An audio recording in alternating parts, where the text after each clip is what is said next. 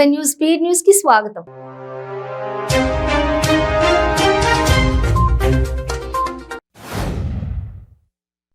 యాదాద్రి భువనగిరి జిల్లా భువనగిరి పట్టణంలో మహాత్మా జ్యోతిరావు పూలే జయంతి వేడుకలు MLA Paila Shekhar Reddy versus DCC president Kumbham Anil Kumar రెడ్డిగా మారాయి.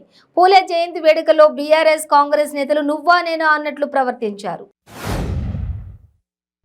మహాత్మా జ్యోతిరావు పూలే జయంతి సందర్భంగా రాష్ట్ర బీజేపీ కార్యాలయంలో పార్టీ నేతలు ఆయన చిత్రపటానికి నివాళులు అర్పించారు.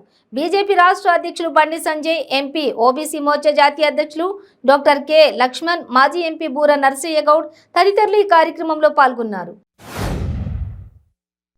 విశాఖ స్టీల్ ప్లాంట్ అంశంలో తెలంగాణ ప్రభుత్వం కూడా బిడ్డింగ్ వేస్తోందన్న ప్రచారం నేపథ్యంలో విపక్షాలు ఏపీ సర్కార్పై విమర్శనాస్త్రాలు సంధిస్తున్నాయి.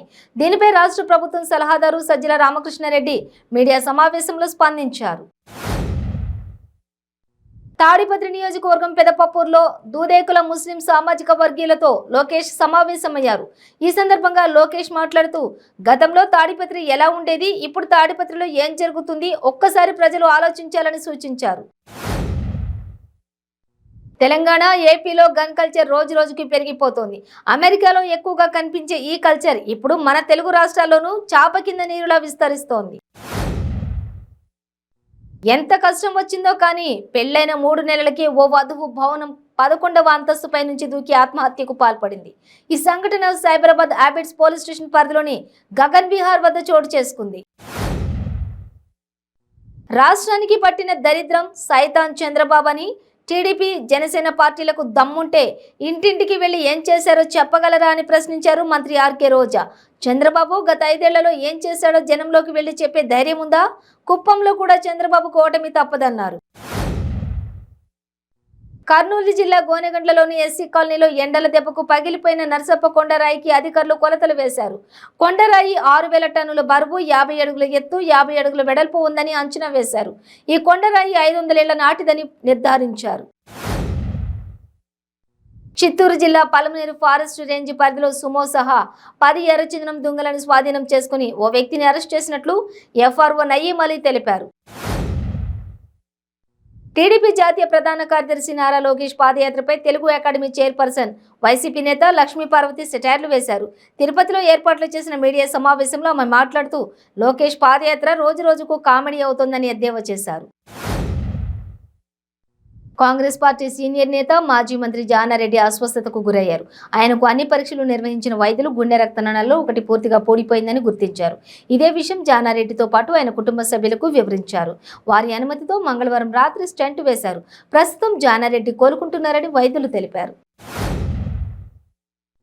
ఆంధ్రాలో పాలన ఎలా ఉందో మీకు తెలుసు. అక్కడికి వెళ్ళినప్పుడు మీరు చూస్తూనే ఉన్నారు. 2 రాష్ట్రాల మధ్య జమీన్ ఆస్మాన్ ఫరక్ ఉంది. మరి అక్కడ ఇక్కడ ఓటెందుకు?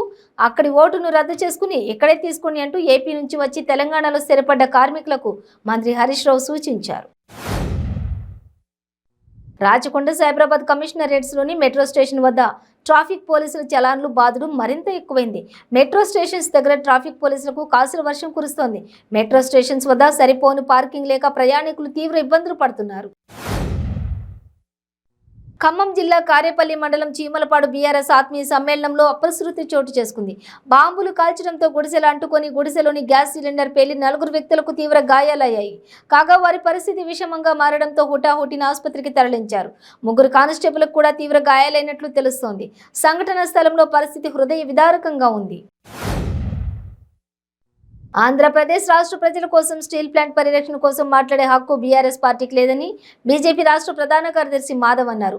బీఆర్ఎస్ పార్టీ తెలంగాణలో అరాచక పాలన చేస్తూ ఇప్పుడు ఆంధ్రప్రదేశ్ను ప్రగతి పదంలో నడిపిస్తానంటే నమ్మే పరిస్థితిలో ఇక్కడి ప్రజలు లేరన్నారు. అల్లూరి సీతారామరాజు జిల్లా గూడెం కొత్తవీధి మండలం పీకే గూడెంలో చింతపల్లి అడిషనల్ ఎస్పీ ప్రశాంత్ శివకిషోర్ ఆధ్వర్యంలో CRPF 234 commandant Birendra Kumar, GK వీధి సిఐ జి అశోక్ కుమార్ సారథ్యంలో సివిక్ యాక్షన్ ప్రోగ్రాం అట్టహాసంగా నిర్వహించారు. శ్రీకాకుళం జిల్లాలో 13 అడుగుల కింగ్ కోబ్రా తీవ్ర కలకలం రేపింది. కంచిలి మండలం కుమ్మరి నౌగాంలోని నివాసాల వద్ద కింగ్ కోబ్రా తచ్చాడుతూ ఉండగా స్థానికులు గుర్తించారు. భయాందోళనకు గురైన వారు వెంటనే సోంపేటకు చెందిన పాములు పట్టే బాలరాజుకు సమాచారం అందించారు. అతను చాకచక్యంగా కింగ్ కోబ్రాను పట్టుకున్నాడు. ఒక దేశ అభివృద్ధిలో వైద్యం, విద్య రెండూ కీలకమైనవని కేంద్ర గృహ నిర్మాణ, పట్టణ వ్యవహారాల, పెట్రోలియం, సహజ వనరుల శాఖ మంత్రి శ్రీ హర్దీప్ సింగ్ పూరి అన్నారు.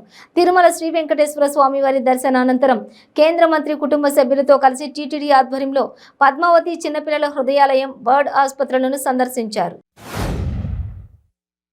తిరుపతి జిల్లా చంద్రగిరి మండలం కొత్తిండ్ల వద్ద ఘోర రోడ్డు ప్రమాదం జరిగింది. అదుపు తప్పి కారు బోల్తా కొట్టింది. ఈ ఘటనలో దంపతులు అక్కడికక్కడే మృతి చెందారు. తిరుమల శ్రీవారి దర్శనానికి వెళ్తుండగా ప్రమాదం జరిగింది. మృతులు కర్ణాటక కోలార్ వాసులుగా గుర్తించారు. మరోవైపు చిత్తూరు జిల్లా కుప్పంలో విషాదం నెలకొంది. విశాఖ ఉక్కు కర్మాగారం నడపడం కోసం ముడి సరుకు, వర్కింగ్ క్యాపిటల్ కొరకు తెలంగాణ ముఖ్యమంత్రి కేసీఆర్ ఆదేశం మేరకు సింగరేణి బొగ్గు గనుల అధికార ప్రతినిధులను స్వాగతిస్తున్నామని విశాఖ ఉక్కు పరిరక్షణ పోరాట కమిటీ ప్రతినిధులు తెలియజేశారు. కృష్ణా జిల్లా బాపులపాడు మండలం పెరికేడు గ్రామ సమీపంలో హైవేపై షార్ట్ సర్క్యూట్తో కారు దగ్ధమైంది. ఏలూరు నుంచి విజయవాడ వస్తుండగా ఘటన చోటు చేసుకుంది. సంఘటనా స్థలానికి చేరుకున్న అగ్నిమాపక సిబ్బంది మంటలను అదుపు చేస్తున్నారు.